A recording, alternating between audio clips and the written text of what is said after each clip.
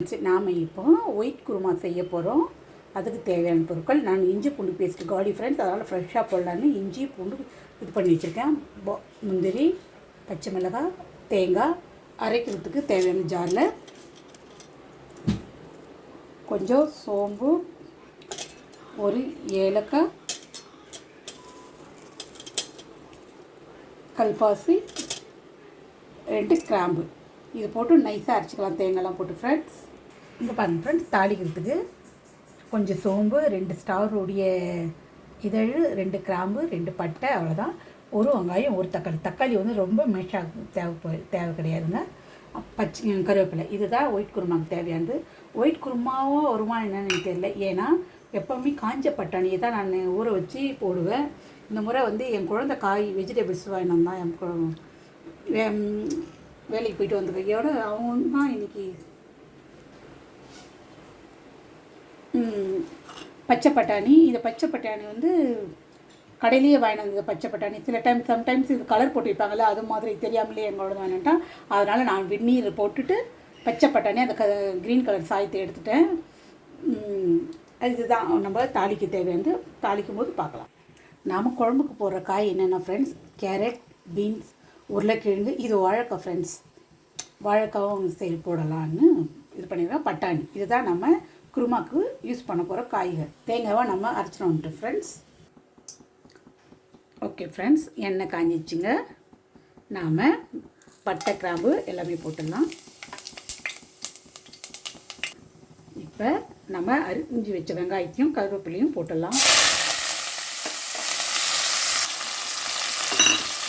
நல்லா வதங்கிட்டேன். இதுவும் ரொம்ப கோல்டன் கலர் வதங்கக்கூடாது ஃப்ரெண்ட்ஸ், பாதி அளவுக்கு தான் வதங்கணுங்க.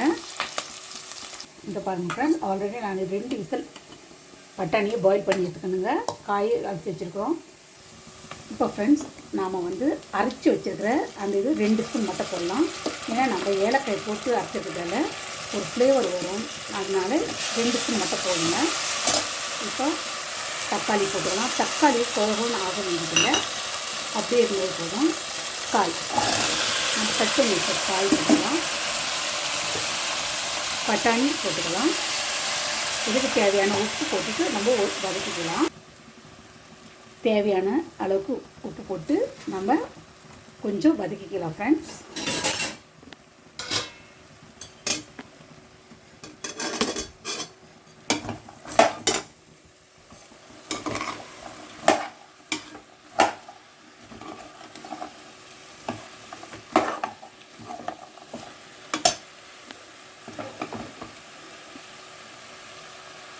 இதுக்கு வந்து காரமே பச்சை மிளகாய் தான் ஃப்ரெண்ட்ஸ்.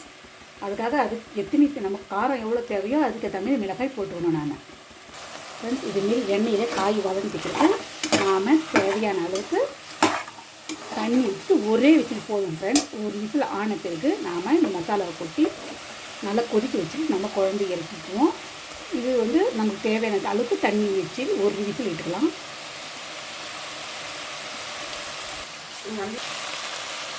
நாம் தண்ணி விட்டுக்கலாம் ஃப்ரெண்ட்ஸ். ஒரு விசில் விட்டுக்கினா போதுமானது. நான் தேவையான அளவுக்கு தண்ணி விட்டுக்கணுங்க.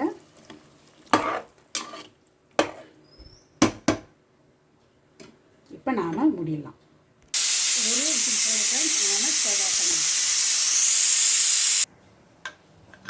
கேஸ் போயிடுச்சுங்க. நாம் இப்போ எடுக்கலாம். இதோடைய இது சூப்பு மாதிரி தான் இருக்கும் ஃப்ரெண்ட்ஸ். நாம் வந்து தேங்காயை ஊற்றும் போது அது டேஸ்ட்டு நல்லா இருக்கும். பாருங்கள், அடுப்பு பற்ற வச்சுக்கலாம். இப்போ நம்ம தேங்காய் ஊற்றிக்கலாம். அரைச்சி இது ஊற்றிக்கலாங்க.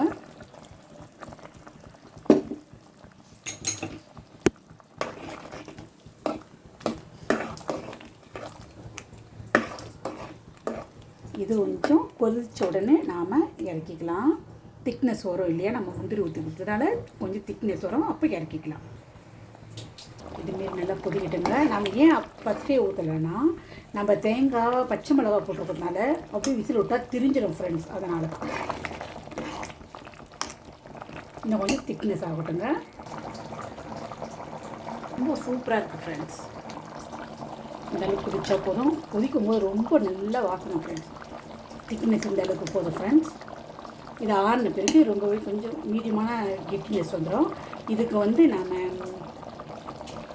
மஞ்சத்தூள் போடாததுனால இது கலர் இப்படி தான் இருக்குங்க. அது சமயத்தில் நம்ம பச்சை மிளகாய் அரைக்கும் போது லைட் க்ரீன் அந்த மிளகாயோட கலர் அப்படி வருங்க ஃப்ரெண்ட்ஸ். மிளகாய் கீச்சு போட்டு நம்ம வதக்கணும்னா ப்யூர் க்ரீம் கலரில் இன்னும் நல்லாயிருக்கும் ஃப்ரெண்ட்ஸ். குழம்பு ரெடி. சப்பாத்திக்கு ஆப்டாக இருக்குங்க. இது சப்பாத்திக்கு, இடியாப்பம், தோசை, இட்லி கூட டேஸ்ட்டாக இருக்கும் ஃப்ரெண்ட்ஸ். வாங்க சாப்பிடலாம். இதை நீங்கள் ட்ரை பண்ணி பாருங்கள். ஓகே ஃப்ரெண்ட்ஸ், நாளைக்கு பார்க்கலாம். பாய். சாஃப்டான சப்பாத்தி, ஒயிட் குருமா, இதை நீங்கள் ட்ரை பண்ணி பார்த்து சொல்லுங்கள் இந்த ரெசிபி எப்படி இருந்துங்க. ஓகே ஃப்ரெண்ட்ஸ், நாளைக்கு பார்க்கலாம். Bye friends.